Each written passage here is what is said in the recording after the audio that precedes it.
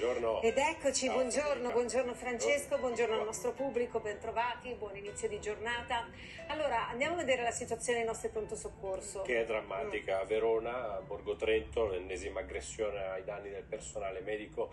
Tra poco vi faremo vedere le immagini che sono molto esplicative. Ti dico solo che lì il personale dice basta, non vogliamo più nemmeno mettere i nomi sul nostro camice, vogliamo un numero di matricola perché riceviamo minacce fino a casa. Guardate.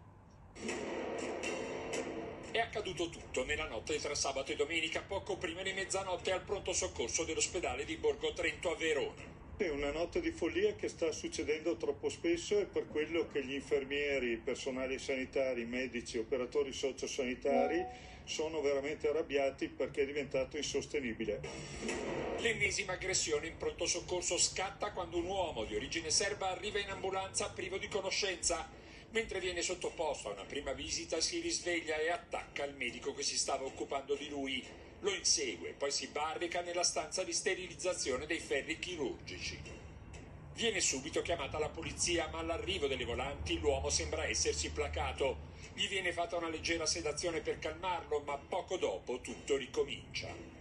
Da inescandescenza prende a calci e pugni due infermieri e un operatore sociosanitario che cercano di fermarlo e distrugge tutto ciò che trova.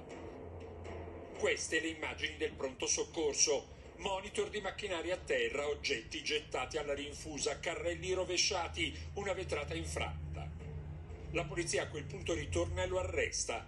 Il pronto soccorso è rimasto chiuso a lungo e tutte le ambulanze sono state dirottate verso altre strutture. Serve un presidio di sicurezza, una volta c'era la polizia, 24 ore al giorno, sempre presente.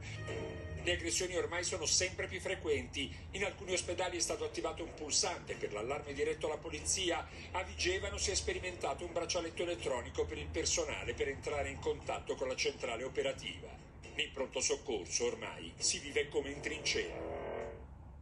Insomma, se ho capito bene, tra l'altro qui c'è proprio un doppio episodio. Vado da Benedetta Armellin con i suoi ospiti, cioè quest'uomo prima ha un momento, ha un accesso di violenza, poi arrivano le forze dell'ordine, si calma e dopo ricomincia. Esatto, sì, esatto, Francesco, danneggiando tra l'altro le strutture dell'ospedale, monitor, computer, danni per migliaia di euro. Io mi trovo proprio qui all'ospedale, questo è il pronto soccorso di Borgo Trento in provincia di Verona, con me c'è il primario e direttore del pronto soccorso Ciro Paolillo e poi il segretario del sindacato Will Stefano Gottardi, e insomma mi raccontavano loro proprio poco fa che qui in corsia si vive proprio un clima di paura di essere minacciati di morte, di essere presi a parole, aggrediti e subire violenza fisica da alcuni tipi. Voglio dire, noi chiediamo ai medici di essere bravi nel loro settore, non di essere dei karateki, non di essere cintura nera di qualcosa, perché sennò, come dire, stiamo sbagliando su dove deve andare la nostra sanità. Ecco, lei diceva giustamente, poi ne pagano le conseguenze non solo i medici, ma anche chi poi chiede legittimamente il servizio, tant'è che il suo collega Gottardi mi sembra denunciasse anche il fatto che poi purtroppo le ambulanze sono dovute andare da un'altra parte, quindi in qualche modo, speriamo di no, non gravemente, quantomeno qualcun altro ha pagato questo disservizio causato.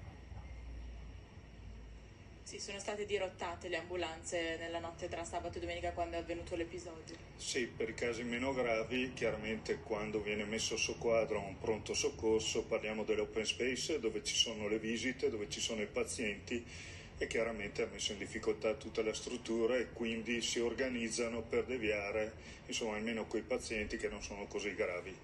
Però tutto questo sta mettendo in difficoltà il personale, non ce la fa più, ci chiedono chiaramente di intervenire. Noi pensiamo che a questo punto la polizia 24 ore al giorno, 7 giorni su 7 serva soprattutto nei pronto soccorsi delle grandi città.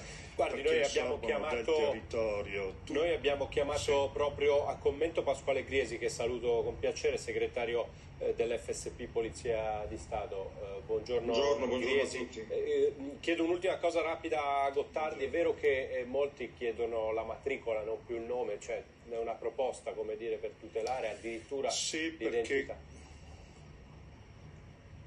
comincia anche questo discorso che vanno a leggere nome e cognome, quindi minacciano, e loro si sentono minacciati, vivono nella paura, rabbia e sconcerto poi quando succedono queste cose, ma questi fatti succedono tutti i giorni, chiaramente non così gravi, ma da parte della cittadinanza, siccome devono attendere molte ore, ogni tanto succede un caso che qualcuno si innervosisca per vari motivi ed e quelli che ne esploda fanno le spese sono gli infermieri e i medici.